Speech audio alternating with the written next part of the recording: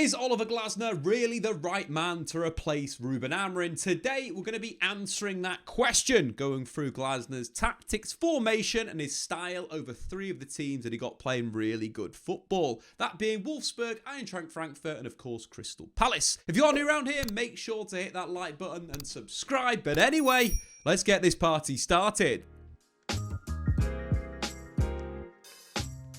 Oliver Glasner is a very tactically flexible manager, but there are constants within his style. He's played it all: back fours, back fives, back threes. He has completed football from a tactical perspective. From playing a 4-2-3-1, as we can see on screen now, to moving that to more of a 4-4-2 shape. Of course, his Wolfsburg team played both of those systems, to then moving to Frankfurt and really sticking with a 3-4-3 system. That, of course, is very similar to what Man United do.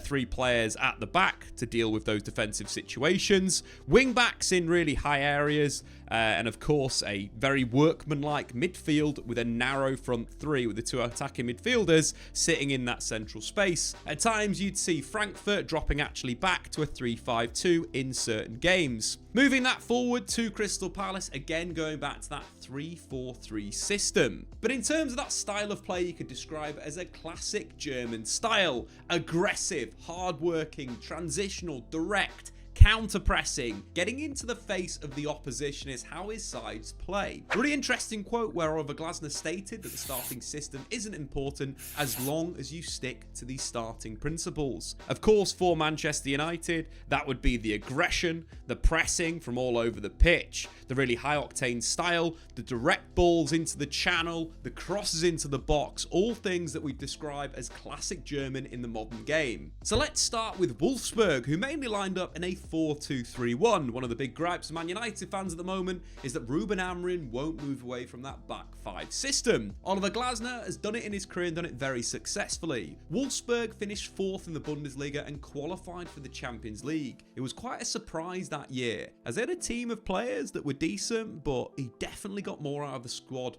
that was there on paper. In terms of what you expect from this Wolfsburg team, there was a lot of natural width, from especially the right winger. Baku also played right back in certain games to add a little bit more attacking intent on that side, but also from the left back pushing forward into the final third. The big thing here, of course, was getting crosses into the box to former Manchester United centre forward Wout Weghorst, who scored 20 goals in the Bundesliga that season. But I think the biggest thing with Oliver Glasner's side that I remember from this Wolfsburg team was they were very, very hard working off the ball. They pressed in a 4-2-3-1, 4-4-2 structure, where the attacking midfielder at times would join Wout Weghorst in the press, and they'd squeeze from a man-orientated perspective. But the big thing with German pressing structures is that it's very, very compact. A high line plus a lot of pressure on the football forces the opposition into wayward long balls, or, better for Wolfsburg, turning the ball over, working it direct into Weghorst to either score or alternatively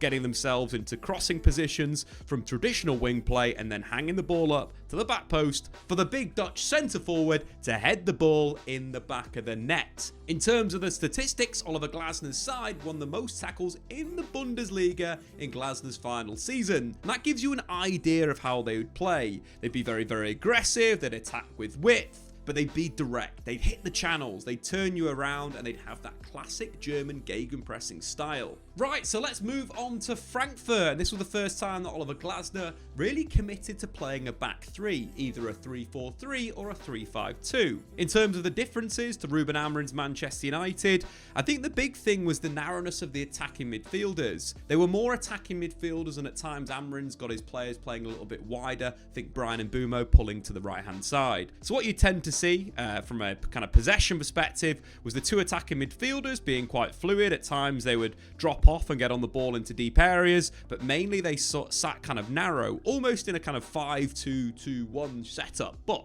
we're going to call it a 3-4-3. In terms of the style, once again, very vertical passes. His side love to hit long balls into the channels to either win that direct ball or alternatively counter press high up the pitch. At the moment, we've got the team that won the Europa League on screen, that beat Rangers in the final on penalties. Obviously, they beat West Ham as well in the semi in a really, really good 2 games. Rafael Borré was the centre forward that day, and again, basically an advanced forward, liked to run the channels, liked to get in behind the defences. Later on, we saw Randall Kolo-Muani playing in that centre forward position. But in terms of style, it's the aggression off the ball once again. As soon as Frankfurt would lose the ball, they would be super aggressive in terms of flooding the zone to get bodies in there. In terms of that kind of pressing style, it's very ball orientated, where they move their system over to that side of the pitch, then they commit man to man and they try and aggressively press the football to win it back, which again is very good and will work in the Premier League, as we have seen with Crystal Palace. One final thing on the defensive setup, of course, when dropping back into a mid block, what tends to happen with Frankfurt is they drop into a 5-4-1, and if the opposition's 6 drop deep into midfield, one of the central midfielders would jump and they create a bit of a diamond shape with 5 at the back, kind of 3 in midfield, and then the aggressor behind the centre forward, which worked obviously quite well. In terms of the fluidity of this system and shape, there was quite a lot in central areas. This kind of box in midfield would be very, very fluid when Frankfurt were on the ball, where we tend to see obviously the connection between those players, between Kamada, Roda, Lindstrom, and so obviously we've moved Kamada around deep into midfield just for this point, but there was a lot of fluidity in that sense where Kamada would drop into that midfield line to kind of get on the ball, and it'd look at times a little bit more like a 3-5-2 in those areas. But we'd also see the likes of and Roda making forward runs. It was almost like they played 2 box-to-box midfielders in there, or a box-to-box and a ball winner, where both of them were very happy to attack, and of course the attacker midfielder happy to drop off the line to get on the ball deep. But the big part about the system was the wing-backs. The most important part about Oliver Glasner's 3 at the back shapes and structures is the wing-backs, because they're not quite wing-backs, they are almost attackers. And when they played in this kind of 3-5-2 structure and setup, you'd see Knauf on the right-hand side, who was a converted winger, a left-footed player that could dribble on the inside, but also you've got the classic wing play of Kostic, who was probably the best left wing back in the world at that point in terms of delivering the ball consistently into the penalty area.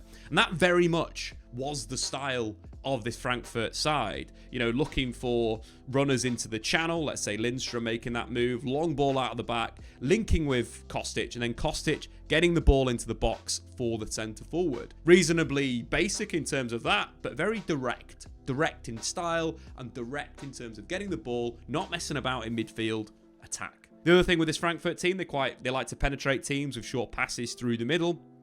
But again, not short passes to hold possession, very much short passes with purpose, with runners in midfield to bounce the ball off and have intricate bits of play to get the centre forward in behind. None of this moving the ball around the back when getting to the final third, making things happen. And we've already spoken about Wout Weghorst, and now Oliver Glasner has got the best out of a centre forward. He did that at Frankfurt with Kolo-Muani. Kolo-Muani in his last season at Frankfurt was directly involved in 43 goals. That's goals, assists and penalties won in just 46 games. He was almost unplayable as Glasner's number 9. Which takes us on to Crystal Palace. Once again, Oliver Glasner setting Palace up in a 3-4-3. He won the Europa League at Eintracht Frankfurt and won the FA Cup last season with Crystal Palace. A brilliant achievement, playing the 3-4-3 structure. Of course, Eberechi Eze was a main part of that team, but Oliver Glasner dealt with losing Michael Olise the summer before, and this season we've already seen Palace do really well. The result against Liverpool, the 2-1 win, was fantastic, with Kamada, Mateta, the wing-backs being involved, and really battering a team that has got aspirations to win the Premier League. Once again, Oliver Glasner's team is built on hard work, it's built on aggression, it's built on making teams feel uncomfortable. That, of course, in this side is playing a lot of direct balls to Jean-Philippe Mateta, one of the best target men in the Premier League. From those points, it's little knockdowns to Sarr, taking players out of the game. If you notice from this position, if we throw both wing-backs into high areas, as Palace do under Oliver Glasner, you've basically taken out the entirety of the opposition's midfield. This is a key strategy. playing direct, counter-pressing, playing off Mateta. Of course, Mateta has been fantastic since Oliver Glasner took charge of the club. He scored more non-penalty goals than Mohamed Salah. He has got the best out of another centre-forward that's been a very different profile than Muani, but reasonably similar to Wout Weghorst, probably a little bit more of a target man than Wout Weghorst in those situations. But once again, there's a lot of fluidity. From a attacking perspective, we see both central midfielders at times make runs forward. Of course, the balance of the team is held by one of the attacking mids, maybe not being involved in the attack or being more of a counter-press, rest defence position. But once again, the key thing for this team is the wing-backs. They are so important in the final third. Daniel Munoz has become one of the best right wing-backs on the planet, let alone the Premier League, after working under Oliver Glasner. And Tyreek Mitchell, a player that didn't really have much going forward, has improved so much in that area. Runs, his movement, his crosses into the box have got a lot better under Glasner. LAKEY is a player that played under Glasner at Wolfsburg that once again is that ball player out of the back to strike those long balls into the channels. When you look at Crystal Palace and you think of them, they're very uncomfortable to play against. They let you have the ball, but they break with such intensity and such aggression that they make things happen in the final third. And that's the trademark of these Oliver Glasner's teams. They're all very hard working. You know, that we spoke before about the Wolfsburg team winning the most tackles in the Bundesliga. The Frankfurt team in his last season made the most ball recoveries in the Bundesliga,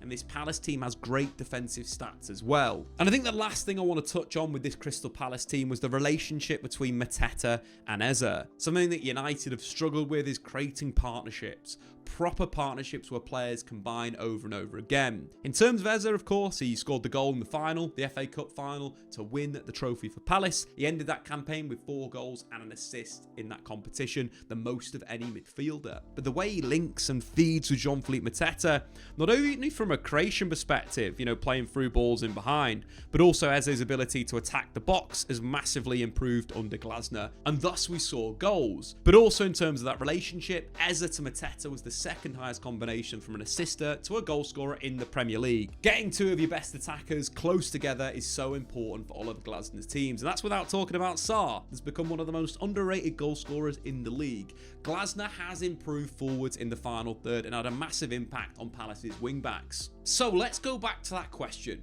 Is Oliver Glasner the right coach to replace Ruben Amorim at Man United? Well, for me, this move would be massively concerning from the Ineos leadership. Switching from a possession-based positional coach to a direct coach is the same flip-flapping from the past, going from David Moyes, a counter-attacking coach, to the possession-based methodical football of Louis van Gaal, to then Jose Mourinho's park the bus, to then Solskjaer's mid-block counter-attack, to then moving to a relational back 4 under Erik ten Hag, and finally a positional back 5 under Ruben Amorim. This is the problem at United. There is no strategy of where the club is going from a purely playing perspective. You're basically bouncing between styles. That never works. Where is the contingency of what's next? This is basically shooting in the dark and seeing if something hits. Yes, look, let's take a look tactically. Oliver Glasner, he could play 3-4-3 at United. Yes, you'd probably see Casemiro into central midfield with real aggression in that area. Luke Shaw wouldn't be playing at centre-back. There's a preference to playing, aggressive players in those areas. Back 3 at Frankfurt was very young. We could see the shape and structure. We've seen him use a winger that's left-footed in Amad Diallo, and we've seen him use natural width on the left. Do the 2 wide players have the same attacking, maybe crossing quality as what we've previously seen? No. Okay, cool. Let's move it to a 4-2-3-1. Again, we spoke about the quotes before that he's a very interchangeable manager, can play different systems and strategies. Number 1, United are probably struggling maybe at right fullback. Let's throw Diogo Dalot in. You've got a similar problem where you've got 2 players that probably want to play on the right wing in Amad Diallo and Mbeumo, 2 of United's best players in the last sort of 6-12 months. Where does Bruno Fernandes play in this system? If Matheus Cunha plays wide in that area, that potentially could be his strength if he tucks inside and allows Dorgu to go on the outside. Yeah, this all makes sense, it works, but United still have the same problems they have right now. They've not invested in central midfield. There's a humongous thing that we said over the summer. United need to buy a goalkeeper and buy a central midfielder. In our video, we went for Emi Martinez. United needed a goalkeeper that was ready in the Premier League that could play right now, and they could get a young player to back that up. They needed a central midfielder. They probably needed 3 central midfielders. They bought 0 because they spent 210 million on a forward line. When you reflect on the transfer window for Amorim's system, it's absolutely diabolical. What do you need with the back 5? Wing backs. Man United bought 2 young wing backs in Patrick Dorgu and Diego Leon, 2 players that I believe will be very good in the future. And obviously Harry Amas is on loan right now at Sheffield Wednesday, having a really good season. But you think United need someone consistent in those positions because it's very important for back 5 structures to have good wing backs. On the right hand side, Amad Diallo is basically makeshift in that position, and does he want to play there long term? That is a massive problem in United's squad. There's no left-sided centre-back that can play, that can pass. Goncalo Ignacio was a massive part of Ruben Amorim's back 3. He was the progressor, along with Diamande. What have United got in terms of progressive passes and being comfortable in possession right now? Absolutely nothing. The recruitment hasn't helped the previous manager. And if it goes the same way, where they completely ignore the massive issues that United have got in midfield, like we look at this shape and structure, the common thing is, oh, why doesn't he switch to a 4-2-3-1? What is that going to stop with Man United leaking attacks through the middle? Have you forgotten about Erik ten Hag's side? How teams would just drive through the centre of the pitch, independent of which 2 defensive midfielders. Oh, change to a 3-man midfield. What's that going to do? You still don't have athletic players that can win the ball back in the Premier League in that area. That's not even talking about in possession. This flip-flapping between styles, this flip-flapping on recruitment is very, very poor. At the start of the season, going into the window, buy youth was one of the big messages that I had in that video. You have to buy for the future. Man United right now are not anywhere close challenging for the Champions League positions, independent of which manager you bring in. Independent of that. The squad at the moment is not good enough. And we're still in a position where we're seeing players that should have left season and season ago playing for Manchester United. So independent of what manager comes in, whether Ruben Amorim is good or not, it doesn't matter if you don't get the recruitment right. We've seen that for the past 3 managers. We've seen that for Ole Gunnar Solskjaer. Last window, Jadon Sancho, good young player, potential. But then signing Rafael Varane and Cristiano Ronaldo, 2 players that were finished at the top level at that point. Crazy. Ten Hag, you bought players that he'd previously worked with in Anthony and Rasmus Højlund that didn't suit the style, and he ignored Joshua Zirkzee. There was a recruitment issue there. Ten Hag's relational system was built by Mark Overmars. The players within the system, the likes of Dusan Tadic, the fluidity. He played with a false 9. United didn't even look at a false 9 with Ten Hag as a manager. They were looking for big centre forwards. And again, these ideas. Ruben Amorim has not got the players that he needs. He vitally needs 2 central midfielders that can play box to box, that can be aggressive, that are also very, very quick. Got nothing from that idea, got no wing backs. So whether Oliver Glasner does go to a 4-2-4, goes to a 4-4-2, goes to a 4-2-3-1, a 3-5-2, a 3-4-3, if you don't have those raw materials, you're going to be in the same position in a year's time. And that's what really needs to change at Manchester United. The recruitment needs to be so much better. Spending 210 million on 3 forwards over the summer is just so brain dead. It's just stupid. And that's why United are in this position. And independent of it all, like, Oliver Glasner could come in and, might squeeze some more out of some of the players? Yeah. Change the system? Could do, yeah. But he's not going to fix the glaring holes in United's squad. No manager can make Casemiro younger or turn Ugarte and Bruno Fernandes into physical monsters overnight. It'll just be another coach that doesn't get the recruitment it needs. You think about the recruitment before these managers joined United. Erik ten Hag at Ajax had one of the best DOFs in the world. Ruben Amorim had Hugo Viana, who now works for Man City, one of the best footballing institutions on the planet. The director of football position at United is so important. You can have whatever manager you want. If you don't get the recruitment right, it doesn't matter. They're the players on the pitch. You've got to clear players out that have been at United for far too long and have basically stolen a living for the past 2-3 years. The same cycle happens. They go, oh, we don't believe this guy's methods. Oh, and the manager gets sacked. What? How many times do we need to see this? But anyway, this has been cathartic. I needed to say this. And like Oliver Glasner, he's got a German style of play that I really enjoy. But does it fix Man United? No. And that is the problem that we're in right now. But anyway, guys, thanks for watching. Hopefully next time, we don't have to get so crazy. See you later. Thanks for watching. If you've enjoyed this video, why not check out some more content on the Statman Dave YouTube channel.